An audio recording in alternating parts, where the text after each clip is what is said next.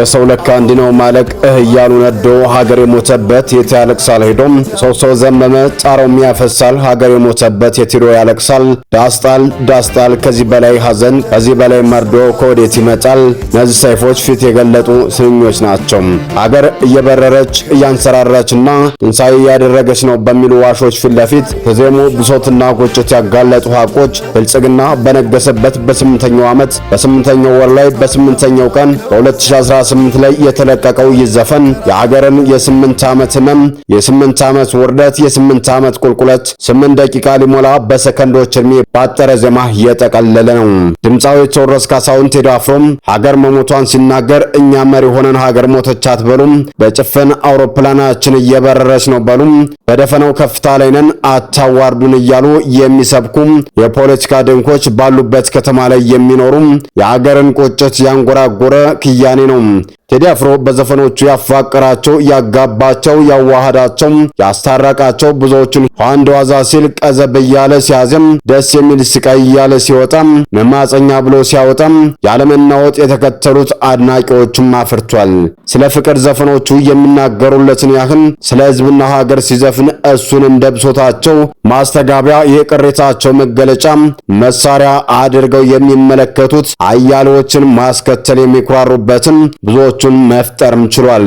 ይህንንም እንደ ድፍረትና ደግሞም እንደ ምልክት የቆጠሩት በርካቶችም አብረው ዘልቀዋል። ብዙዎቹም ይጠብቁታል። በቀደሙት ዘመናት ለሀገር የሚመች ስርዓት መምጣቱን ለመጠየቅ ሲፈልግ መሪ ቢለወጥ የነበረው ችግር ያልተሻለ በመሰለው ጊዜ አዲስ ንጉስ እንጂ ለውጥ መቼ መጣ ብሎ ማዚሟል።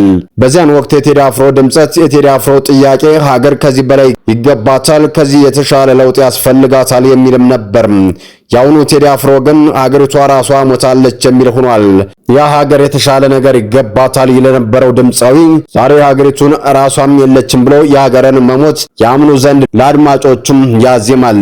በእነ አብይ አህመድ እጅ ሀገር መሞቷን አንዴ ብቻ ሳይሆን እየደጋገመ ሲገልጽም ምሰሶ ዘመመ ጣራውም ያፈሳል ሀገር የሞተበት የትዶ ያለቅሳል ይላል። ይቀጥልና ለካ እንዲነው ማልቀስ እያሉ ነዶ ሀገር የሞተበት የት ያለቅሳል ሄዶ ሲልም ይቋጫል።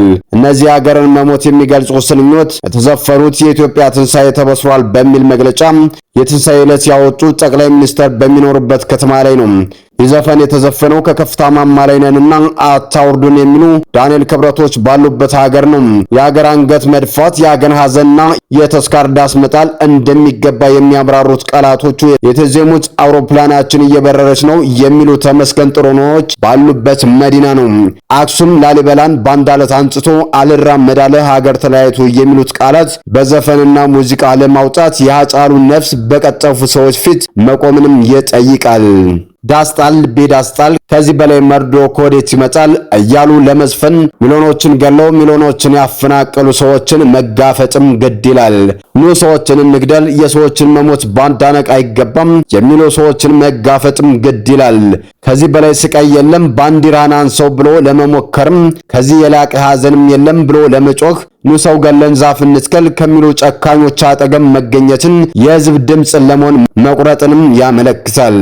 እዚህ ጋር ለአገዛዙ ገረዶችና ለብልጽግና ምዕመናን አንድ ነጥብ ማስቀመጥ ያስፈልጋል። ቴዲ አፍሮ ሀገር ሞቷል የሚለው የት እየኖረ ነው? ራሱ የሚኖረውስ ኢትዮጵያ ስራለች አይደለም ወይ ሊሉ ይችላሉ።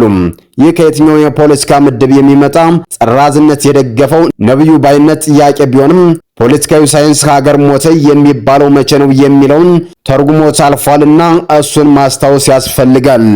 ይህ ሀገር መሞት ማለት በአንድ ሀገር ውስጥ የመሬቱን መጥፋት ሳይሆን ያንን መሬትና ህዝብ የሚያስተሳስረውን ስርዓት መፍረስ፣ የማህበራዊ ገመዶች ወይም ሶሻል ፋብሪክ መበጠስ፣ የህግ መጣስ፣ የሉዓላዊነት መሸጥና ተስፋ ማጣት ሊከሰት የሚመጣ ነው። ይህንን ስቴት ፋሊዮር እያሉ ሮትበርግም ሆነ ዳሮን አሲሞግሉ ፍራንሲስ ፉኩያማ ስቴት ቢልዲንግ እያሉ የጻፉት ትርጓሜ ነው። በእርግጥ በአሁኑ ሰዓት ተስፋ ያለው ወጣት ዲግሪ ይዤ ያልፍልኛል ብሎ የሚያልፍ ተማሪ ሰርቸን ለወጣለሁ የሚል ወዛደር የተከበረ የሀገር ድንበር አለን የሚል ዜጋ ልጄን ቆሜ ያስመርቃለሁ ሳረግ ይጦረኛል ብላ ተስፋ የምታደርግ እናት በኢትዮጵያ ምድር ስንት ነች? ስንቱስ ህዝብ በሀገሩ ባይተዋር ሆነም? ስንቱስ ወደ ሀገሩ ዋና ከተማ እንኳን አትገባም ተባለም?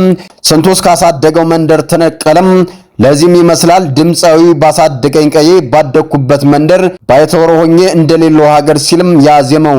ሀገር የሚሞተው ማህበራዊ ግንኙነት እንዲበጣጠስ ሲሰራ ነው። አንዱን ህዝብ በሌላው ላይ እየቀሰቀሱ ጦርነትን እያበባሱ የእነንትና ብሔር የነገሌ ጥላት ነው ተነስ እያሉ እነንትና ይገነጥሉናል እያሉ ሀገር የገደሉ ሰዎችን ታዝቦ ዝም ማለት ያልወደደው ድምፃዊ ሀገር ሞታለች የቴዶ ይለቀስ እያለ የህዝብን ብሶት ያንጎራጉራል። ሀገር የገደሉትን ካዲዎችና አታላዮችን ለመግለጽ የተጠቀመው ስንኝ ደግሞ አባይ ለዘዴው ባፍ ይቀድማል፣ አምኖ መከዳት እንዴት ያማል በማለትም ነው። አባይ ለዘዴው ሲል አብይ ለዘዴው ማለት የቀረው ይመስል አብይንና አባይን እያፈራረቀ እንዲያዳምጡለት የፈለገም ይመስላል። ሰዎች የሚወዱለትን እየነገረ ወደ ገደል ወስደ ጣላቸው። ከዚያም በሬ ሆይ ሳሩን አየህና ገደሉን ሳታይ ብለተረትባቸው። አብይ አህመዶች ባንደበታቸው አታለው እንደከዱት ይህም እንዴት ሀገርን እንዳሳመመም ሲገልጸው አባይ ለዘዴው ባፍ ይቀድማል እያለ ነው። አባይ ማለት ውሸታም ቀጣፊ ማለት መሆኑንም ልብ ብሏል። ወርቅ ላበደረ ጠጠርህን ላበደረ አፈር የሚለውን ብሂል የሚያውቀው ደግሞ ወርቅ ሰጥቶ ጠጠር የተመለሰለት የኢትዮጵያ ሕዝብ በሚገባ እየተረዳ የሚመስለው ቴዎድሮስ ካሳሁን ወርቅ ያበደረ እንዴት ይቻላል ዝም ማለት በማለት የሕዝቡን እጅ መዳፋሽነትን ይገልጻል። ዝም ማለት ተገቢ አለመሆኑን አበክሮም ይናገራል። ሀገር መሞቷንም ሆነ አባዮች የተጣለባቸውን እምነት ጥለው ህዝብን ለሐዘን መዳረጋቸውን ለመግለጽ የሐዘን ዳስ ጣል ይላል። ያ የመንጋነት ዘመን ኑ ተደመሩ እያሉ አንጋግተው ኑ በፍቅር እንሻገር እያሉ አታለው ህዝብን ገደል ውስጥ መጣላቸውን ሲገልጽ በፍቅር ጠርተው ከዳር እስከ ዳር ማልገቡና አቆሙን ከዳር በማለት ነው። በእርግጥም ብልጽግናዎች የኢትዮጵያን ህዝብ በደካማ ጎኑ ገብተው ተደመር ብለው ጠርተው በመጨረሻም ወደ ዳር ገፍተውታል።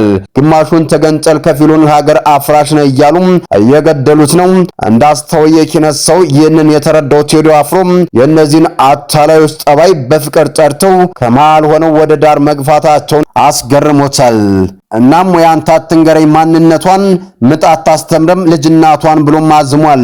እንደ አዳነች አቤቤ፣ አብይ አህመድ ወይም ብርሃኑ ጁላ ያሉ ሰዎች ለአንድ ያድዋ ገበሬ ስለ ኢትዮጵያዊነት ሊያስተምሩት ሲዳዳቸው ወይም አንድ ላሊበላ ነዋሪ ሀገር ሊያፈርስ ነው ሲል ደረስንበት ሲሉ የዘመናችንን አያዋ የሚያሳይ ነው።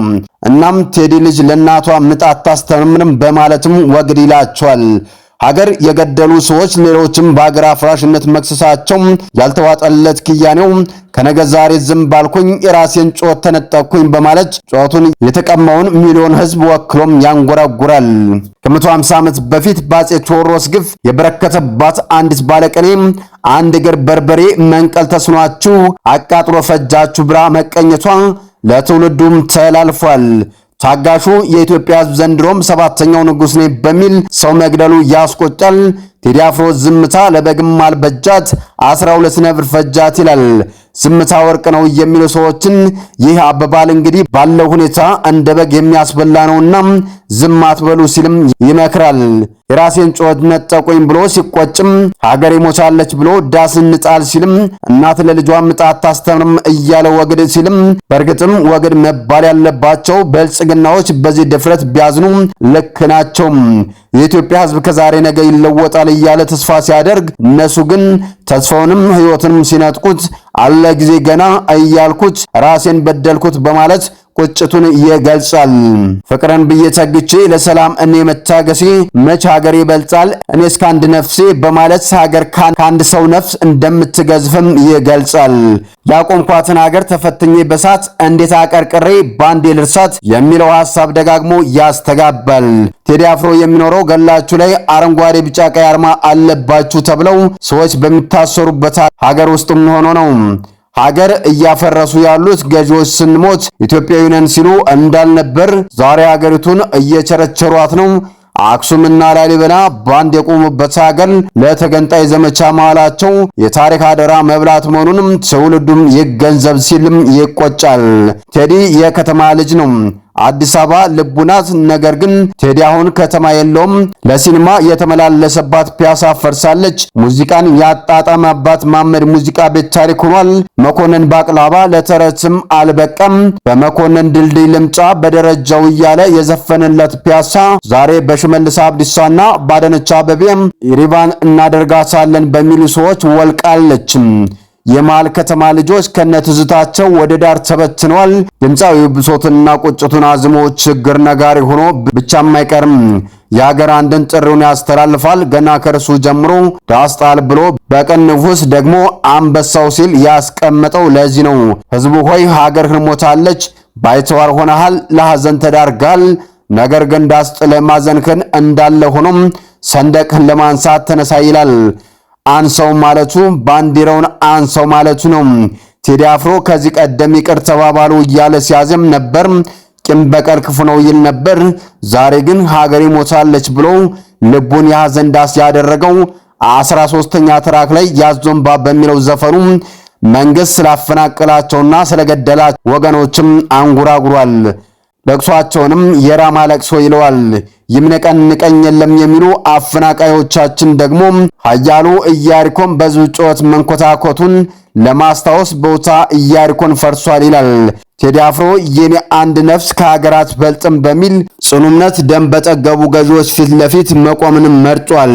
የአራት ነፍሶች አባት የሆነው ቴዲ አያሌ ሕፃናትን በገደሉ ሄድሮሶች ከተማ ላይ ሆኖ ይህንን ሲያደርግ ለሚፈሩና ዝም ላሉ ሁሉም ድፍረት ይሆን ዘንድ አርያነቱንም ወስዷል። ቴዲ አፍሮ መልካሙን ሁሉ በመመኘት በዚሁም ተሰናበትኳችሁ።